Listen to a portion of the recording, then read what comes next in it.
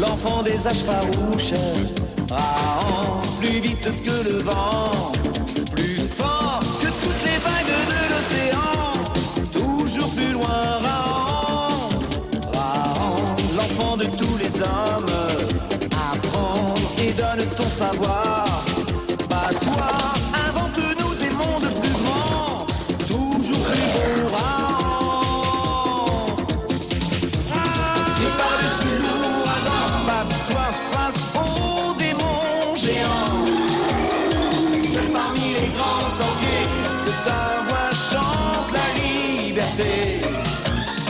Crie l'horreur, la faim, le sang et l'oubli. Ta vie est un cri, Rahan. Rahan, oublie les temps farouches, la peur plus sombre que la nuit. Tu vois s'étendre dans la lune si ronde tout le sourire du monde. Rahan, si le soleil se cache là-bas, très loin dans sa tanière, descend profond sous les rayons du couchant, plonge dans sa lumière. Sans perdu dans la nature, tu te bats, fils des âges obscurs. Marche dans la nuit des temps, la vie est un défi constant. Le plus fort combat la mort et ton corps, la vie est un cri d'enfant. Il y a plus de 500 000 saisons, le Mont Bleu s'éveilla. Toute la nuit, le volcan maudit cracha ses entrailles de feu sur la horde de Krao le Sage. À l'aube de l'humanité, à l'aube des temps obscurs, le Mont Bleu n'avait épargné qu'un enfant. Il s'appelait Rahan.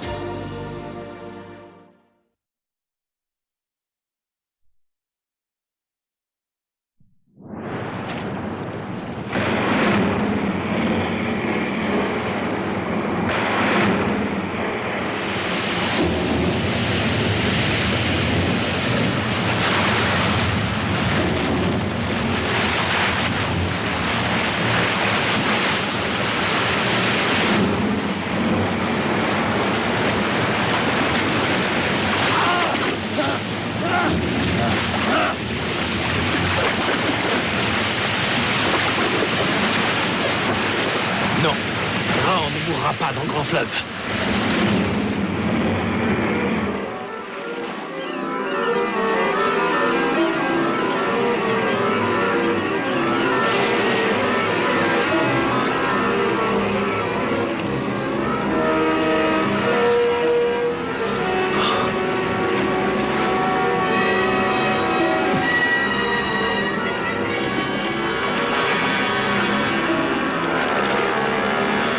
Un pot bleu.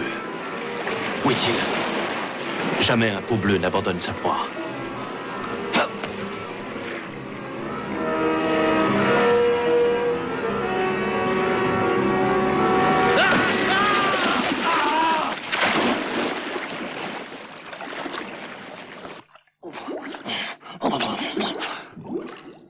L'un de nous deux va rejoindre le territoire des ombres. Et ce ne sera pas Rahan.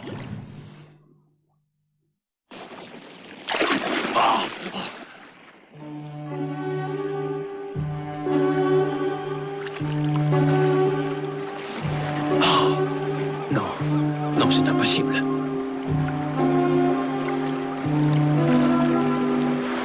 Un Gorak marin. Rahan n'y comprend rien. Pourtant, les Goraks ne marchent pas sur l'eau.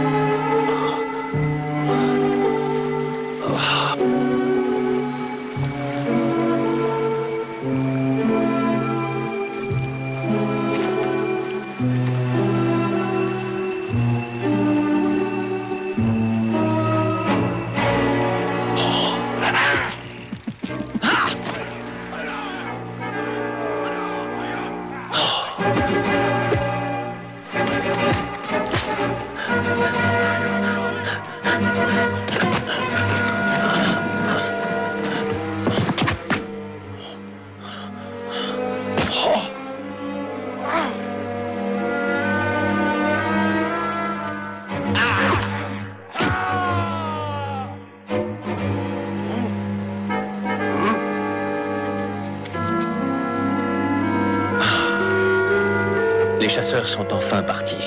Ils croient Rahan mort. Merci, Grao, d'avoir appris à Rahan que... Il vaut mieux. Il vaut mieux. Parfois, lorsque la partie est trop inégale, il est préférable de ruser plutôt que de combattre. Tous nos chasseurs gisaient déjà à terre, tués ou blessés. Que faire?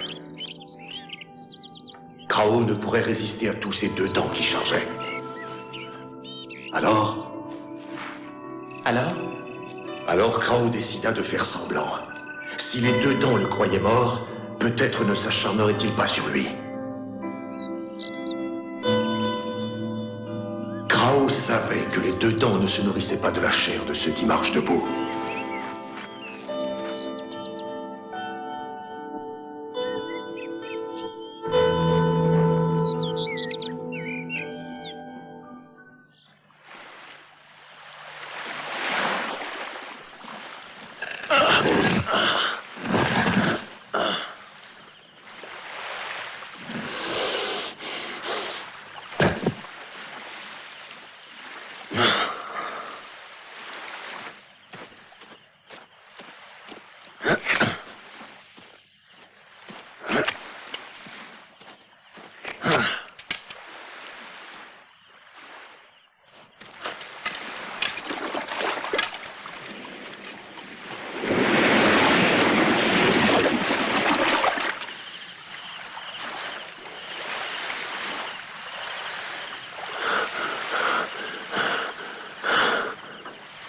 Pourquoi montent-ils leur bateau sur la falaise?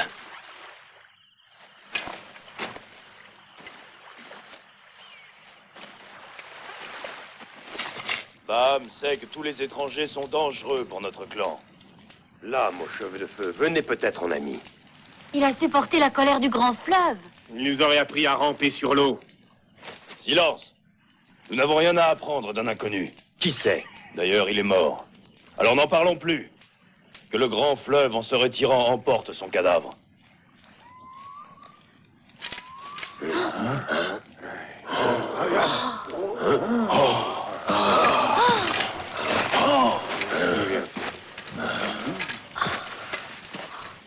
Rahan vous ramène vos lances pour que le grand fleuve ne les emporte pas avec son corps. Frère, Rahan ne cherche pas la vengeance. Il ne tue pas ceux qui marchent debout. Bam, lui, brisera ton crâne. Rahan ne tue pas ceux qui marchent debout. Mais il sait les empêcher de nuire. Délivrez-le, frère. Il aura compris. Tu es généreux. Tu aurais plu à Kada le Brave. Où est-il? C'était notre chef. Il a voulu percer le secret du Gorak de pierre.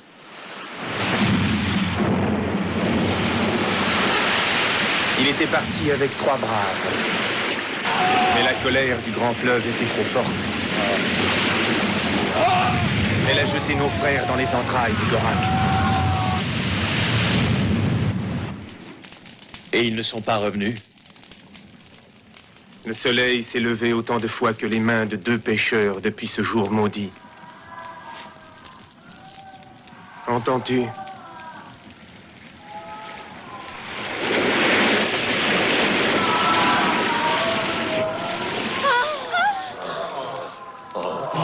On dit que ce sont les plaintes de nos frères qui implorent le grand fleuve de les laisser retourner au village. La gueule du Gorak n'est sans doute qu'une grotte, où Kada et ses pêcheurs sont restés prisonniers.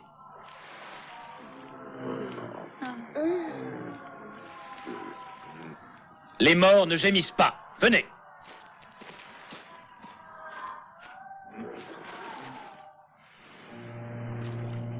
Seuls Rahan et Meta avaient osé s'approcher suffisamment pour observer le fleuve sans fin, s'engouffrer chaque fois plus fort, comme dans un gosier à la soif infinie. Ils ne savent pas ramper sur l'eau. Et 2 fois par jour, le grand fleuve noie la gueule du Gorak. Ah! Ils sont vivants, Meta. Rahan ne sait pas comment ni pourquoi, mais ils sont vivants. Ceux qui marchent debout naissent sans poils ni plumes pour les protéger du vent ou de la pluie, n'est-ce pas? C'est vrai, Rahan, mais... Les pêcheurs de ton village se sont certainement déjà perdus sur le grand fleuve. C'est arrivé. Combien de fois de doigts des deux mains sont-ils restés sans boire ni manger? Au moins 2 fois. Tu vois? Eh bien, on peut croire un homme mort depuis plus de saisons de feuilles vertes que 2 fois les doigts des deux mains. Écoute ce que Rahan va te raconter. Il l'a vu. Meta doit le croire. Rahan avait déjà affronté bien des dangers, mais cette fois, il croyait bien être arrivé au bord du territoire des ombres. Un îlot se dressait, impossible à éviter.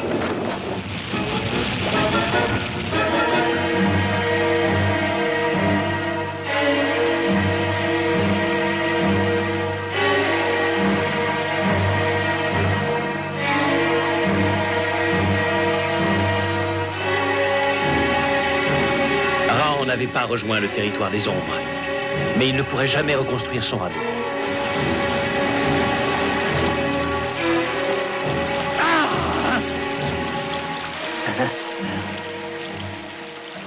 Qui es-tu? Kagou. J'étais fort et jeune comme toi lorsque mon radeau s'est fracassé sur cet îlot maudit. Il y a si longtemps? Viens, viens. Quand l'air redevient froid et que le fleuve charrie à nouveau les feuilles mortes, Kagou trace un nouveau signe. Et il y avait autant de traits que 2 fois les doigts des deux mains. Écoute. On n'entend plus les plaintes. Ils ont dû s'endormir.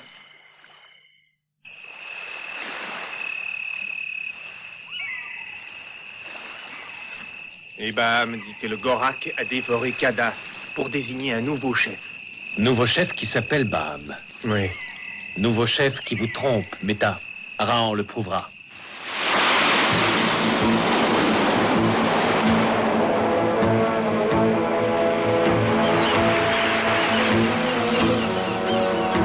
Prends garde au mauvais esprit, Rahan. Il n'y a pas de mauvais esprit, et cette liane est solide.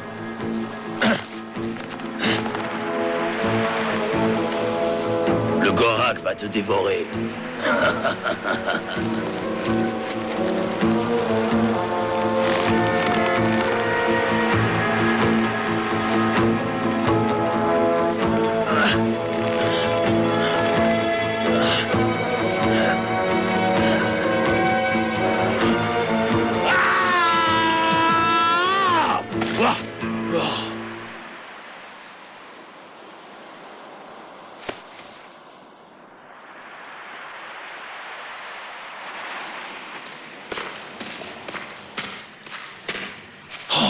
Un vrai lac.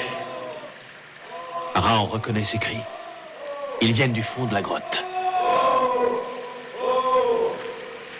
Rahan était sûr de vous trouver en vie. Il est venu vous chercher pour vous aider à retourner dans votre village.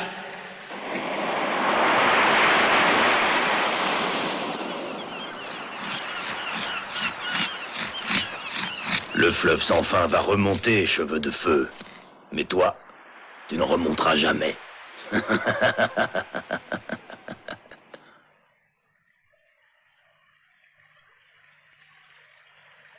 Je suis Kada, et voici mes compagnons, Tana et Daïra. Aïda, un autre brave, a été englouti par le grand fleuve. Juste avant que nous soyons avalés par le Gorak. Mais comment avez-vous pu survivre? Nous avons... Oh!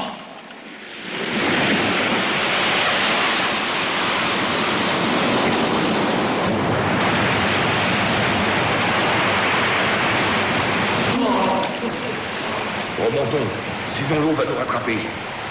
Vous, mettez-vous à l'abri au lieu de geindre.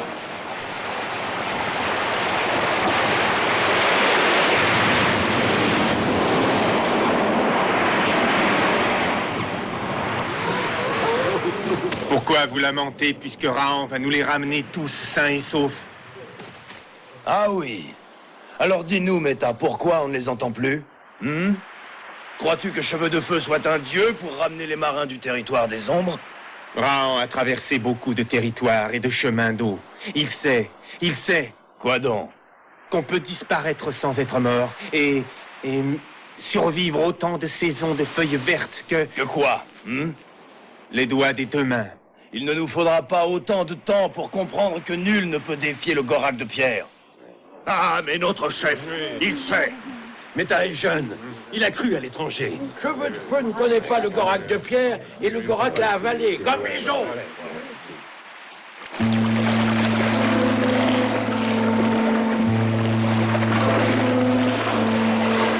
Voilà comment nous avons survécu, Raon. Mais la faim devait vous torturer. Des poissons restent prisonniers des rochers, comme nous. Non.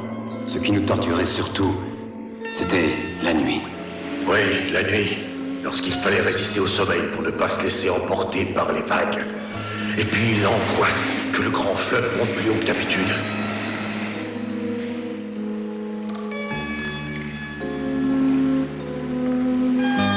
Nous allons passer de l'autre côté. Mais nous ne savons pas ramper sur l'eau.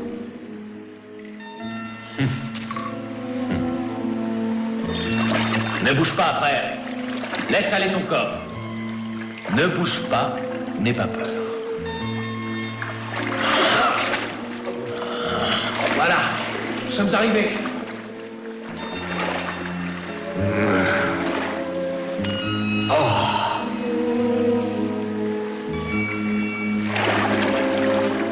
Alors, lequel des deux?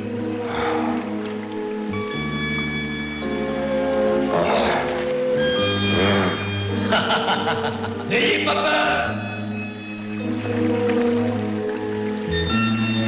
Ne bouge pas!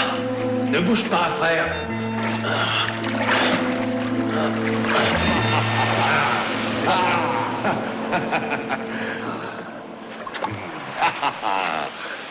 Mais qui es-tu vraiment, Raon? Un homme ou l'esprit du bien?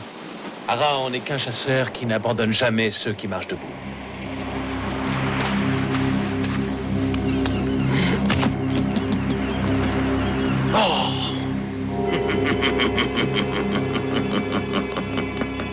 Raon reconnaît là le travail de Baham, le nouveau chef de votre clan. Le nouveau chef? Baham? Oui, un seul homme du clan pouvait souhaiter notre mort. C'est lui. Mais s'il s'imagine que nous allons rester prisonniers du Gorak de pierre, il se trompe.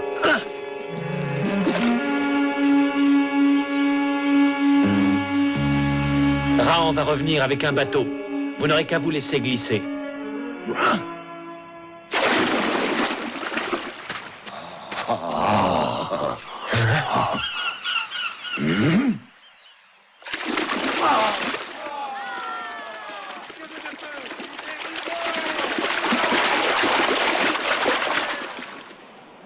Raon avait attaché la liane à un rocher, puis il avait plongé et ramené une barque sous le Gorak de pierre. Kada et les siens n'avaient eu qu'à se laisser glisser.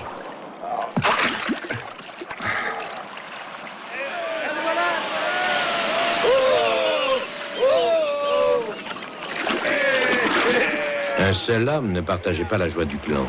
Si Kada et ses braves étaient sortis du Gorak, cela voulait dire qu'il ne serait plus jamais un chef. Baham, où voulais-tu fuir? Notre chef est vivant. Réjouis-toi, Baham.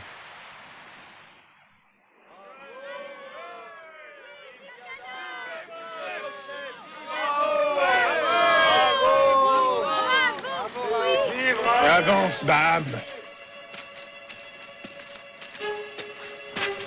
Tu as tranché la liane avec laquelle nous devions remonter. C'est faux. Tu accuses sans preuve. Et ça, est-ce le vent qui a coupé la liane ainsi? Ou bien ton coutelas de silex?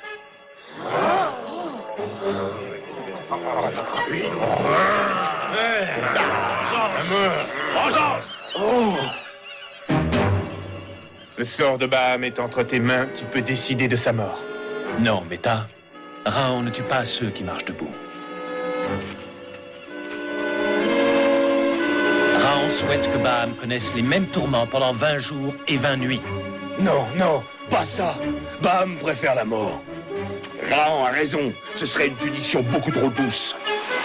À toi de goûter aux joies de la peur, de la faim et du noir. À nous de décider si tes plaintes viennent d'un mort ou d'un vivant. Tu pourras flotter sur le lac avec ce tronc. Trace des traits sur la roche, Baham. Cela t'aidera à compter les jours.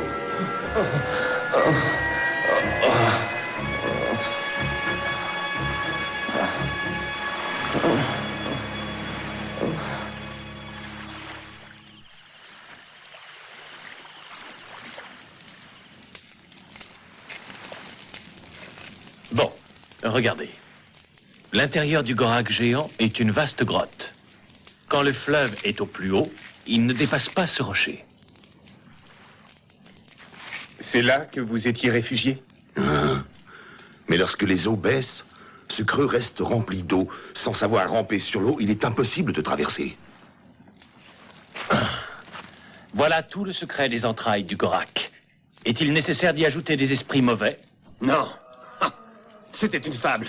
On n'aurait jamais dû croire Baham.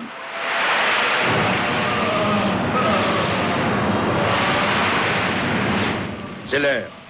En route. Et c'était Baham qui, à présent, donnait aux pêcheurs le signal du départ. Baham, toujours, qui indiquait aux femmes que les hommes allaient bientôt rentrer. Allez, Agama, dépêche-toi. Ouf!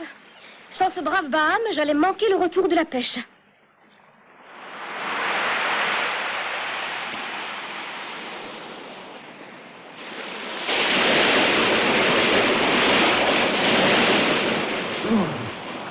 Le grand fleuve remonte.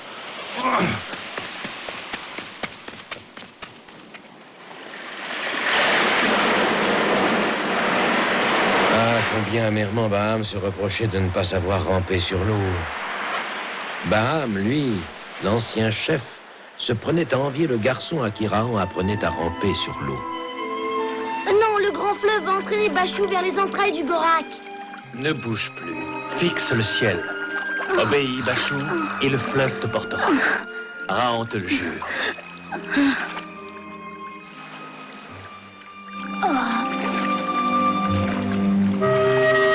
Bravo.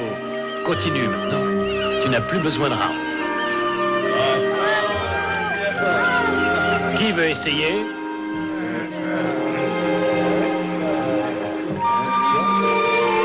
Alors, c'est Raon qui choisit.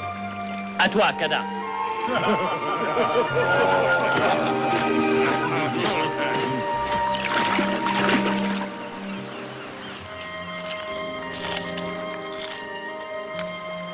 Raon doit obéir à son coutelas. Mais il n'a plus de radeau. Choisis, frère.